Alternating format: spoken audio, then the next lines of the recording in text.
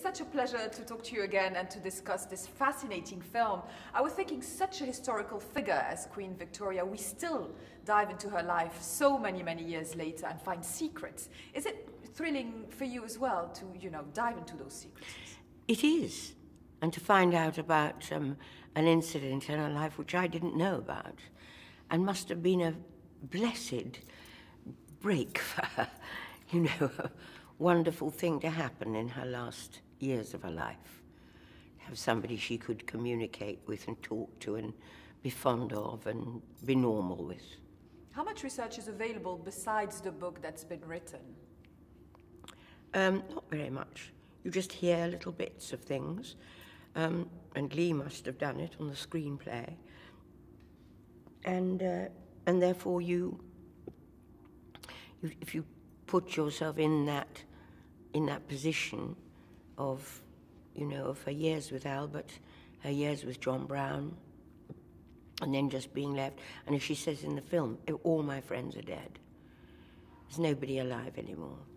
I'm just tired and old and, and then to find somebody who, stimulates her imagination and who she can speak to and who can teach her things and who she asks about, and learns from. How wonderful. Absolutely. It feels a little bit like the sequel to Mrs. Brown in an unintentional way. Yes. Are you glad you didn't know more about the future when you played her in Mrs. Brown, because it keeps it fresh? Well, yes. Except I know that Mrs. Brown was about that section of her life. So you don't then inform your performance about what comes later, although I didn't know about this, How have you grown to know her a little bit more because you've played her, the mannerism, what she liked, what she was like? Do you feel you know more because you've played her? I hope so. Of course, it may not be correct, but I think I know more, and I think I understand. I understand what that whole relationship was about. The stimulus of having this young man who was about the place and who could teach her things and she could talk to and get rid of everybody else and simply say, I'm going to take you to Scotland and just be able to talk to and say, all my friends, all the people I know have died, and suddenly express her loneliness.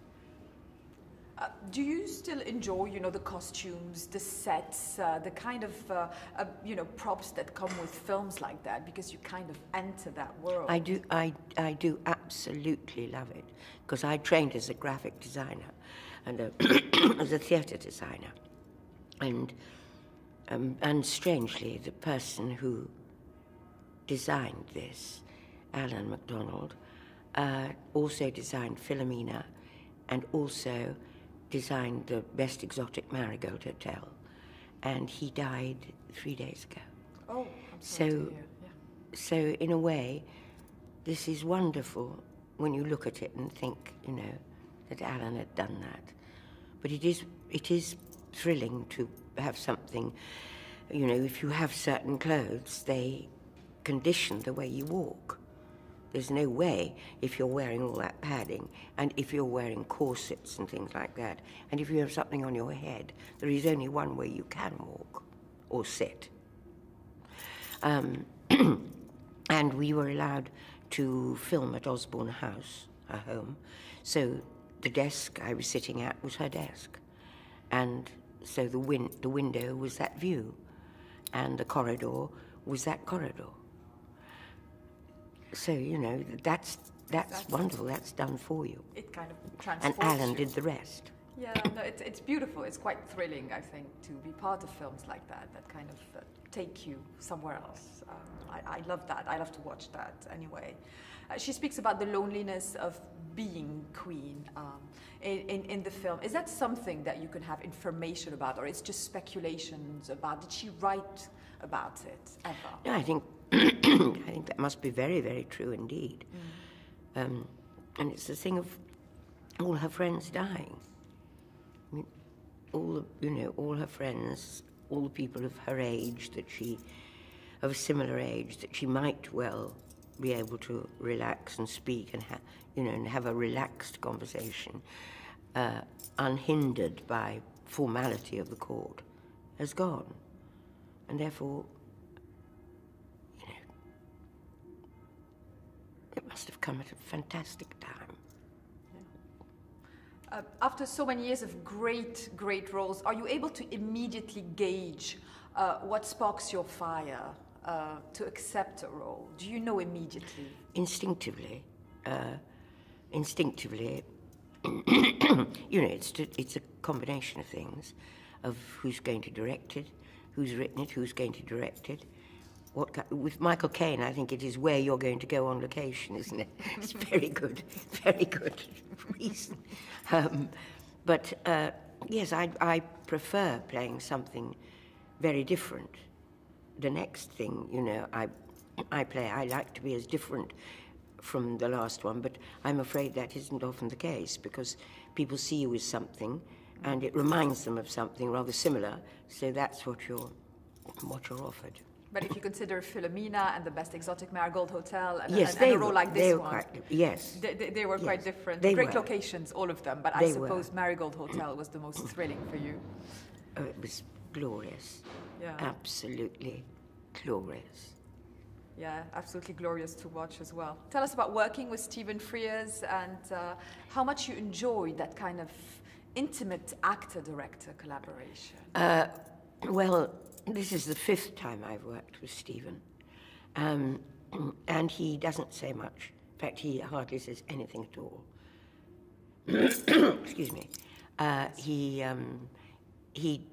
He occasionally says, "Would you like to do that again?" Which interpreted is, "I would like to do it again." And sometimes at the end of a shot, he'll say, "All right?" And I think, don't ask me. You're the one. You tell me. I don't know. It's just a matter of, juggling for me. Yeah. But then, of course, when you see the film, there are many things I want to change. Of course. Many things I would, I think, oh, why did I do that? Too late. Unlike the theatre, yes, where tomorrow night I'll try and get it better. Well, that's the great thing about the theatre. You feel the energy of the crowd, and you know that and some nights are better than others. And every audience is different. So, it's a kind of amalgam of feeling. What do you still find most exciting about the profession of being an actor? Being with actors. I love it. I love it. I have been often asked to do a one-woman show, and I've always said no, and I couldn't do it. I would bore myself completely. Yes, I can imagine. It's like a good game of chess. But the actual thing of being with actors and preparing with them and rehearsing and fooling about and having a lot of jokes, and then suddenly going on. And I mean, when we did Macbeth, we did it in the round, and we all dressed, this at Stratford, we all dressed together. The witches and I were all in a tiny little cupboard, and all the boys were there. And the level of hilarity before we went on was of schoolboy proportions. It was, but once we'd walked in, then somehow you're able to really, really concentrate and commit yourself to it. Yes. And I love that. I mean, our job is to come on and tell a story. It isn't any different in a film, except that I'm not in control of it. That's true. In a film, the director is in control and everybody else, but in the theatre, we are in control of it. And finally, what do awards mean to you? You've won an Oscar, you've been nominated several times, and there's Oscar buzz on this as well. Do you enjoy it?